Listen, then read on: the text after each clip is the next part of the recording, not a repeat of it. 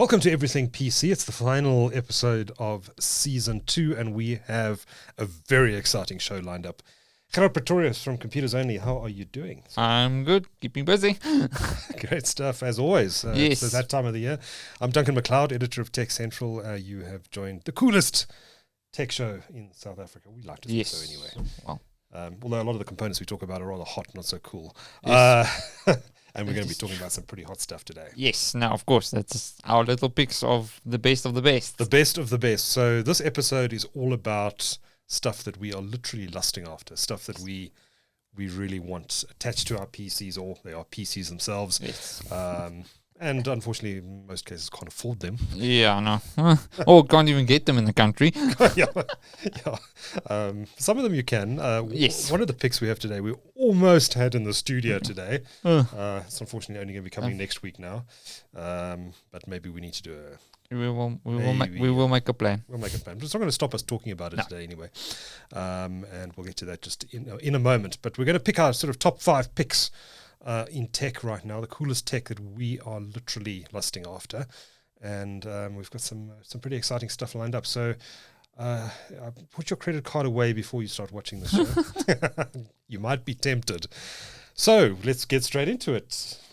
Do you want to do your first pick first? Well, my first pick is getting getting a Valve Index. So getting Valve Index. the cream of the crop VR experience for full body motion and that type of stuff. Okay. It's like, I've played with some VR options from like Oculus and so forth that I've seen and played with and so forth, and they're very nice and so forth, but I want the full experience, and unfortunately Valve does not allow us unless you import it directly, then you can get it, but it is very expensive. What are we talking about here in real currency, in US dollars? I'll actually Just having a look at the open website the now, and we're going to put all these images up on screen during the course of today's show. And if you are listening to the audio version, this is one episode where you might want to just check out the video. And you can get the show, of course. That's a good segue into talking about subscribing to our show. If you don't already, why not? You can get us at youtube.com/Tech Central, and you'll also get all our shows there, including Impact Series and TC Daily. So, have you found that price yet, Not Gerhard? yet. Let me check and see. Yeah, Valve. So I'm just having a look at the website here. The Valve Index headset runs at 120 hertz with full back compatibility to 90 hertz, as well as an experimental 144 kilohertz mode. Higher frame rates improve realism and optical comfort. This is a pretty cool looking product. Is it not available on Amazon? You look at the price directly off there. No, you can only buy that from them themselves. From themselves? Directly. Oh, really? You have to buy it from Valve. So Valve ships it, and you're looking at about a measly introduction price of $1,000. Oh, that's not too bad.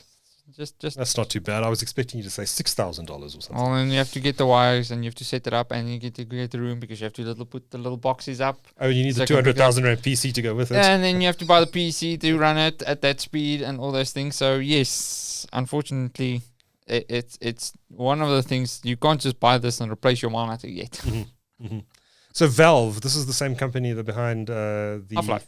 Behind Half-Life and Portal and Steam Deck and Steam itself, the actual client. Yeah. Yes. Okay, same guys. Yes. So this is a gamer's headset.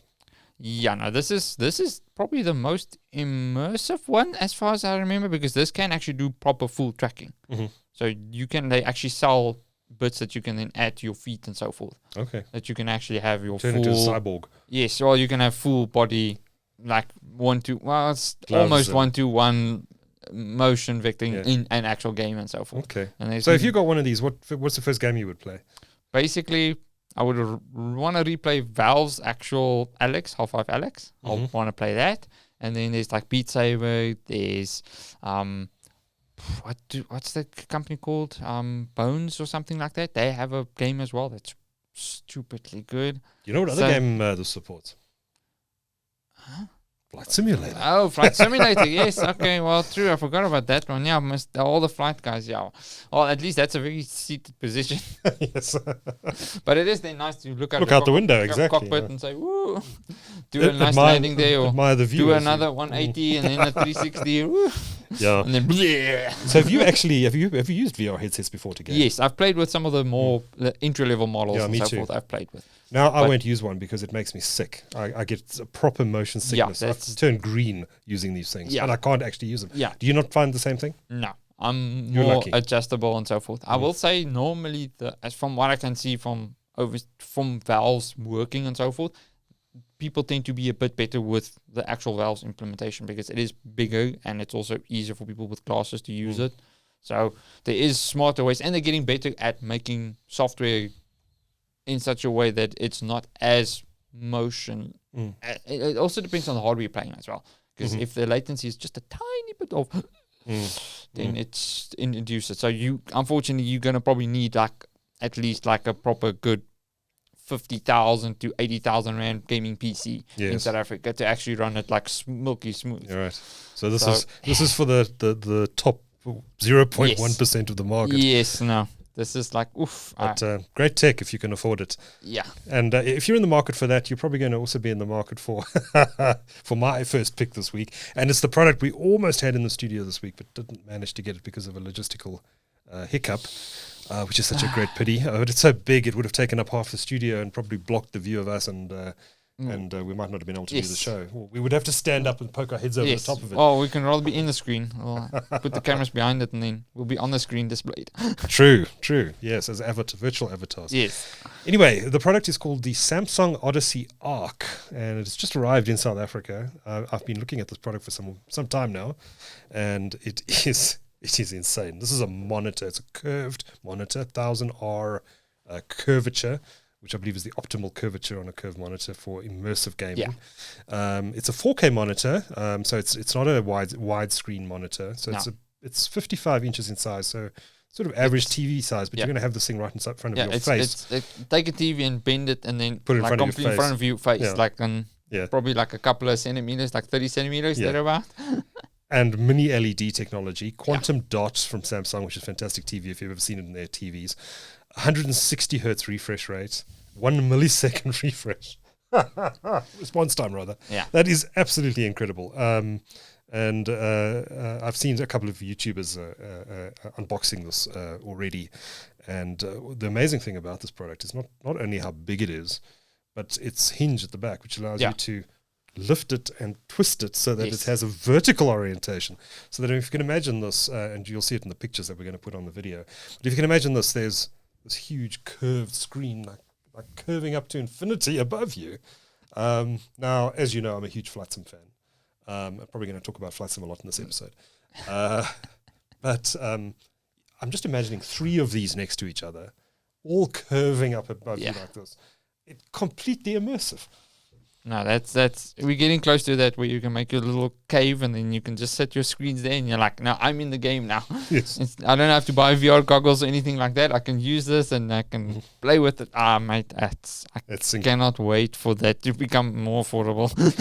Well, I don't know if it's going to get much affordable, unfortunately, because it does take a lot of money, I think, to manufacture this. Oh yeah, no, it's a bastard to do it, unfortunately. Yeah. So, but it looks fantastic. So this is the Samsung's new top end. And this Odyssey line has actually got a whole range of them. There's G3, the G5, the G7, the G8, and the G9, all getting progressively more expensive. And then you've got the Ark, which is their new top end monitor. The G9 I actually saw got some pretty poor reviews.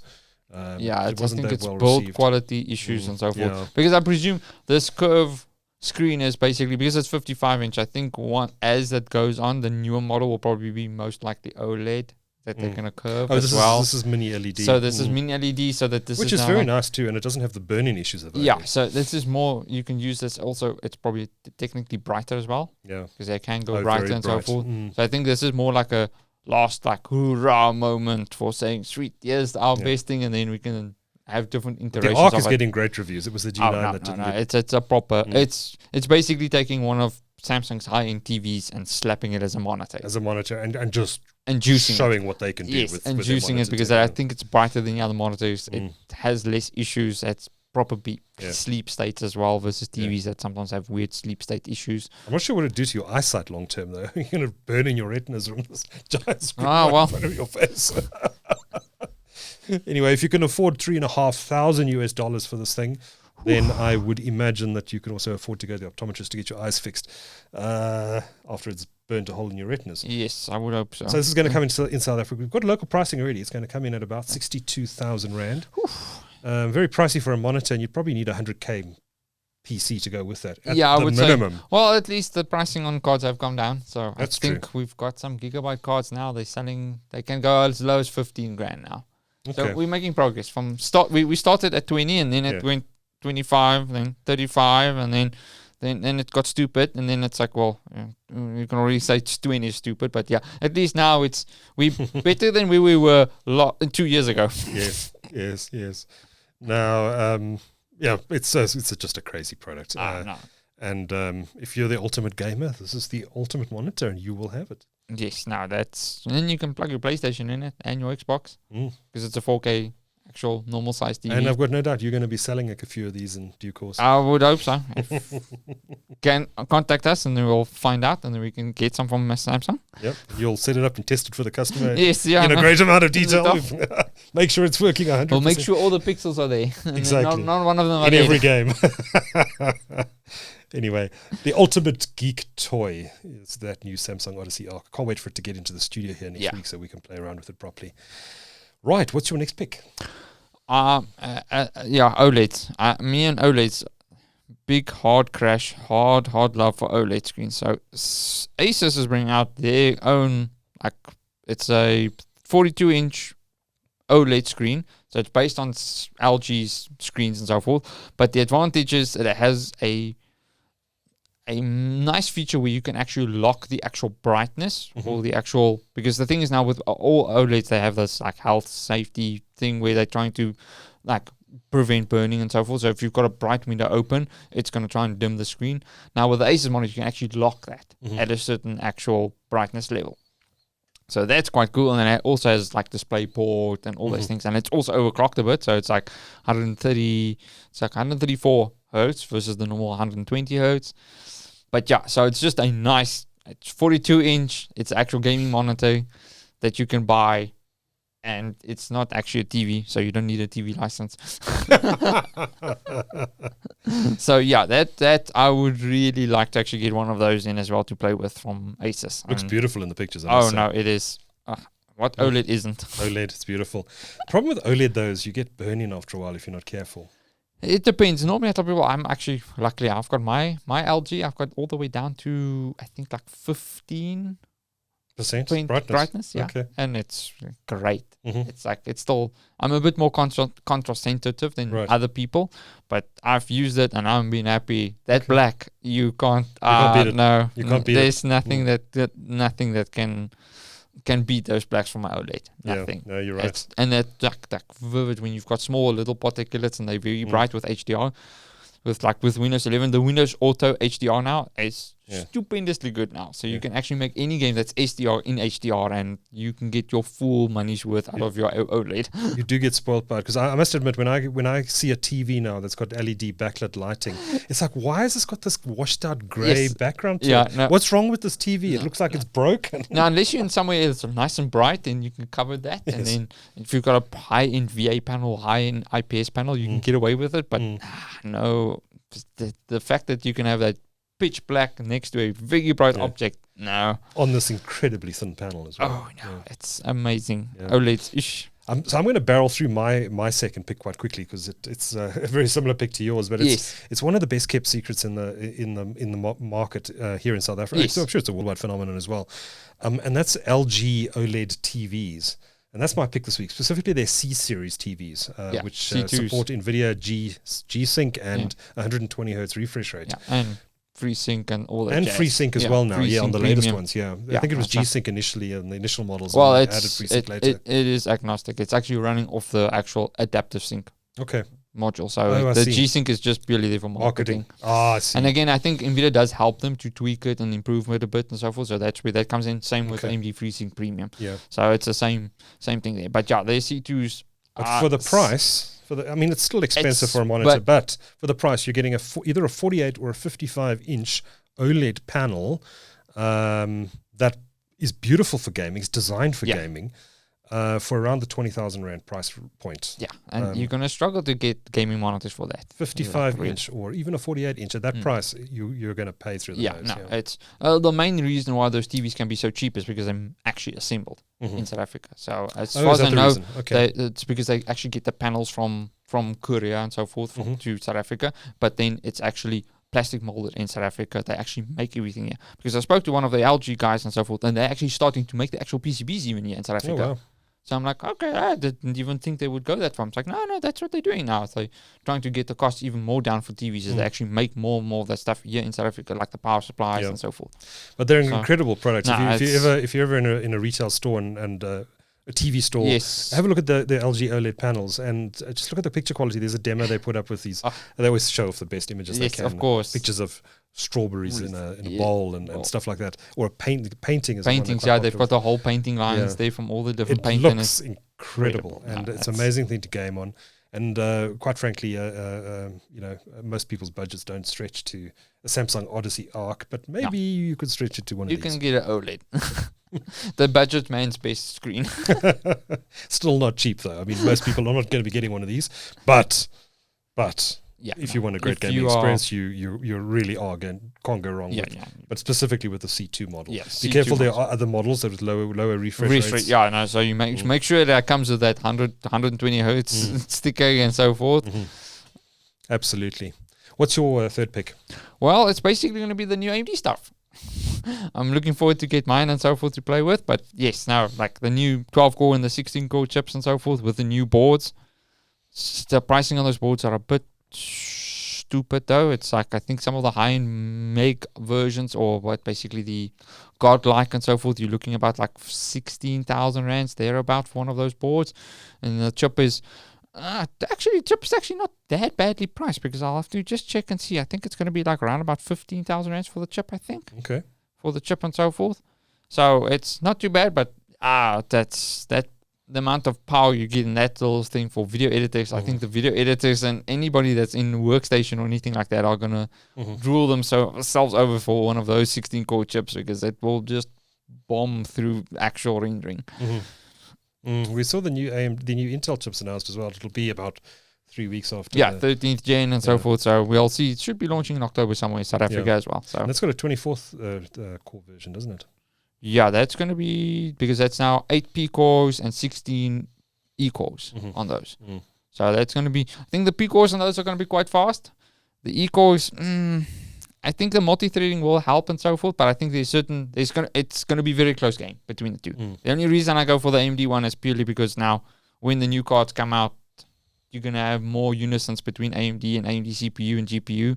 So I think that's going to play a lot to it. So that's why I'm like, I want to play with the AMD stuff, push that new chip and see how far it can go.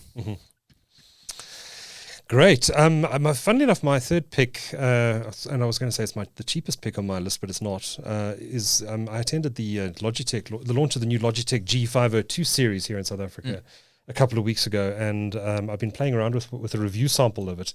And when I first got it, I thought this thing looks really cheap and plasticky. Why is this considered such a high-end gaming mouse that people really lust after? But after using it quite a bit, I'm starting to really appreciate it.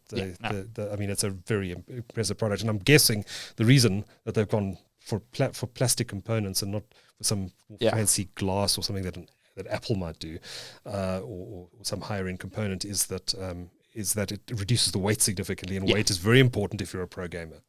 So it's all about weight and so forth. So the optical sensor in that is freaking world class. It is amazing. It is a good mouse. So I thought it was like, it's going from the previous 502 that we still sell the old 502. It's a good upgrade. So it's going to be nice to get one of those and play with one and so forth once they get more stock. I actually have it here. I was silly and left it in the office next door, but we'll play around with it straight after the show today. Yes. But we'll also put it on screen so you get to have a squiz at it. So if you're a gamer, it's definitely worth considering. I'm sure there are lots of competitors in that space, though. There's like Razer, you've got SteelSeries, you've got... I would say the other main Corsair will probably be there as well. So that's the main competitors in that market is those brands. But so a word of caution here. I'm not a pro gamer. I'm using this for basic computing and for Flight Simulator, which isn't really pro gaming at all. Yeah. So I'm not the target market for this mouse, but I must just say my sort of amateur experience with it has been very good. Yeah, no, it's a light mouse makes it And makes it's got a beautiful RGB on it. Yes, no, it's well, they do sell 3 versions. There's the wired version, the wireless version without the RGB, and then the one with the RGB. The RGB. Get the RGB and one. then they come in white as well. They come in white and black. Yeah, that's right. Lots of options there. But the RGB one, if you can stump up the extra cash for the pretty colors, yes, no, it's worth it. And we all know RGB is worth the money. Yes, every couple of rands you pay for that makes it. Don't you know? It makes your game better. The RGB, Absolutely. the RNG, and the B, and you need that because then it's Intel, AMD, and Nvidia powered. Of course, RGB makes you a better gamer. What's your next pick? There it's gonna probably be the Well, I think Cooler Master made a chair and so forth. Right. It's like a cube chair. It will actually go nicely with your actual your Samsung curved screen and so forth. Oh yes. Because it's like a whole domes thing that you can sit in and recline back in and so forth. They haven't actually given pricing and so forth. You actually have to contact them for pricing because it's going to be one of those things that's probably going to cost a couple of $100,000, excluding shipping costs. Yeah. But yeah, that's if you want a full immersive sit and sleep and everything in one place. Then you can sit there, get yourself a nice big ass screen there that you can immerse yourself in your little cubicle. Yeah. But yeah, I just to experience to actually have one of those things where you can just sit in your room. It's like, poof, you're now in your gaming mind and just play. I would really want to play with one of those. Yeah. With your 3 Samsung Arcs in front of you. Yes, of course, it has to be. Yeah. And then the OLED there, and the OLED at the back where you can flip out and then you watch my OLED when I watch freaking something YouTube and so forth, and you can watch YouTube on that. You'll never leave your house again. No need. I'll just have a bunch of screens on trolleys and so forth that you can just move around and people can use that. You'll have a screen dedicated to online shopping, so you keep yourself fed and watered. There's a screen for Skype. There's a screen for Teams. Nerd heaven. We'll never have to leave home again. No. Fantastic. So my next pick is a product made by Apple, which might seem weird on a podcast about PCs. But I use this Apple product with my PC.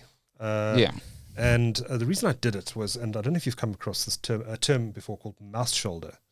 Yes. So I got this incredible pain in my shoulder last year, and I went to multiple doctors. I went to the hospital. I had it scanned. It was debilitating. The pain. I couldn't sleep on my right hand side. The pain was excruciating, and the doctors couldn't figure out what the problem was. There was no arthritis or any other any signs on the X-rays of any problem there. So I did what anyone tends to do after they get totally frustrated by all this thing. I started Googling Dr. Google, and I actually diagnosed my problem. It was a repetitive stress injury caused by using a computer mouse all day long. Yeah. So this action of moving my arm to the mouse and back and moving around was damaging my shoulder.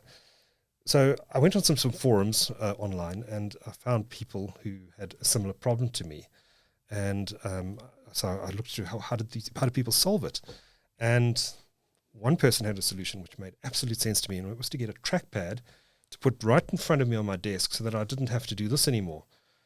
I could simply use my finger next to my shoulder. My shoulder stays immovable, whatever the correct term is. Immobile. And I use my fingers, and so I'm not doing this repetitive strain on my shoulder constantly. Within a week, the pain was gone. Yeah, no, that would be now muscle and so forth. I can chat to my doctors and so forth. Yeah, amazing. It's Absolutely especially amazing. if you get older and so forth, depending on if you had a hard life. I know with rugby players and so forth, we've had a couple of them where, especially if they've got bigger hands and so forth. That's why even the touch.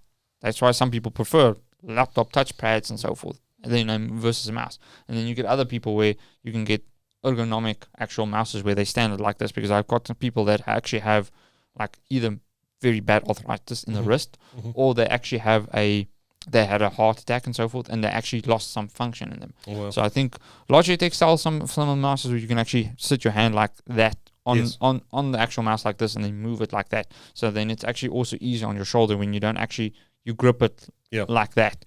Because especially having it twisted, your wrist twisted like that. That's why you'll see also most of the mouses, even that 502, it's slanted. Yes. So specifically so that you can actually get it more in a natural position like I've that. seen those mouses. I've never so used one. you can actually get full ones, which are like, literally feels like a gun in your hand that you can move around and so forth, but that's like very awkward. Yeah. No, it's literally like almost a gun. It feels like it's almost a magazine. It has an actual trigger seen there. those. It's like, so that's more the advanced versions for those.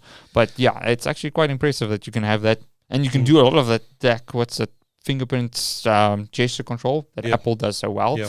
Yeah. So anyway, I did some research because I needed to buy a trackpad.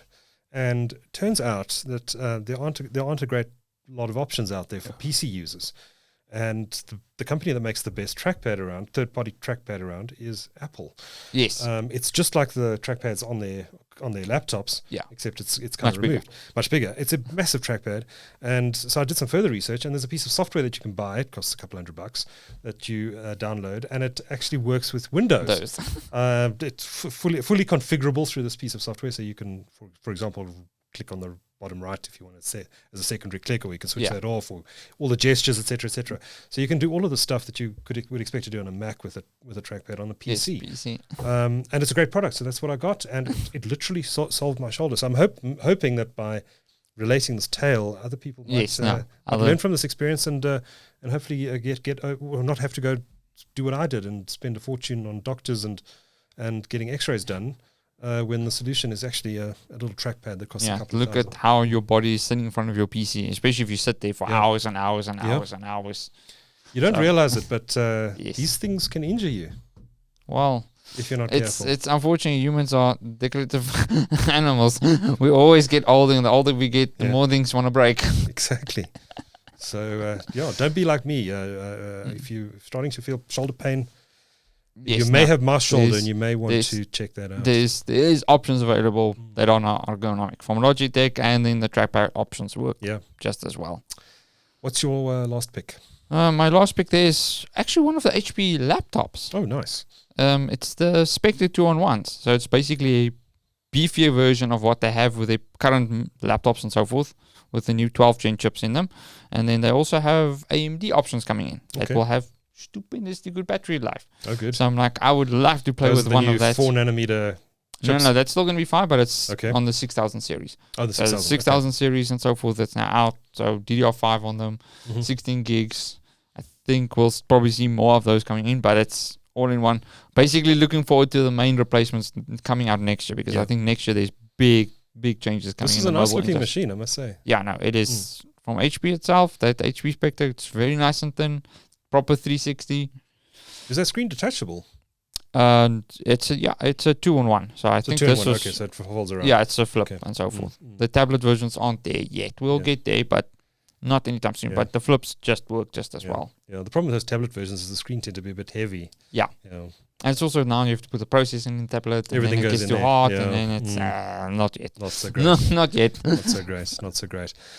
Right, my final pick this week, after watching the NVIDIA keynote just the other day, it'll actually be about 3 or 4 weeks after the fact by the time this podcast comes out, but it was quite interesting to see what Jensen Huang announced. I see there's been a flood of controversy following with great strain, he pulled that card out and tried to hold it there as long as he could with one arm. Massive trying card. to be strong, man. So how many PCI slots is it going to take over?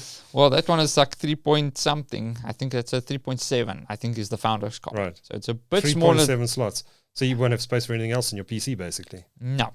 You put that card in, and it's just NVIDIA. It's done. It's NVIDIA's. Who needs anything else than a graphics card on your exactly. motherboard? Exactly. So it will be interesting to see how people will work around that, because the other partner cards are also just going to be even bigger. So the ones from Asus and Gigabyte, they look chonkers. It's like, I don't know if you can say stupid or not, because my word, if it's getting to this point where it's like, I would probably envision it's going to be close to this size. For the card, and it's about this thick. That's ridiculous. It's like, geez, man, that's like, well, that's my problem with that. If a card's that big and it has so many Why is it so heatsink, big? Is it cooling? Well, apparently it's 2 times the efficiency. So I don't know how can it be 2 times the efficiency, and yet it's almost like 2 centimeters bigger than the previous card. So I don't know where that 2 times the efficiency went, because it didn't went into the metal. Yeah. Anyway, these choices about what are we lust after, not what's practical. So Yes, no, of course not. But we buy that, and again, we're looking forward to the new AMD cards as well. We'll check and see how big they are. Maybe they are as same bigness, so then you can't really say that one is better than the other one. When does the AMD launch again? That's 3rd of November. 3rd of November. So this podcast should be out by then. Yeah, well, the 40 series should be launching, well, depends, because the 40 series are coming out in October, early October, like 15th or something, 17th. Yeah, that'll be after we go out, yeah. So, yeah. So, great looking cards. I must say, if I was in the market for a graphics card right now, which I'm not, I'm probably going to wait for the next generation.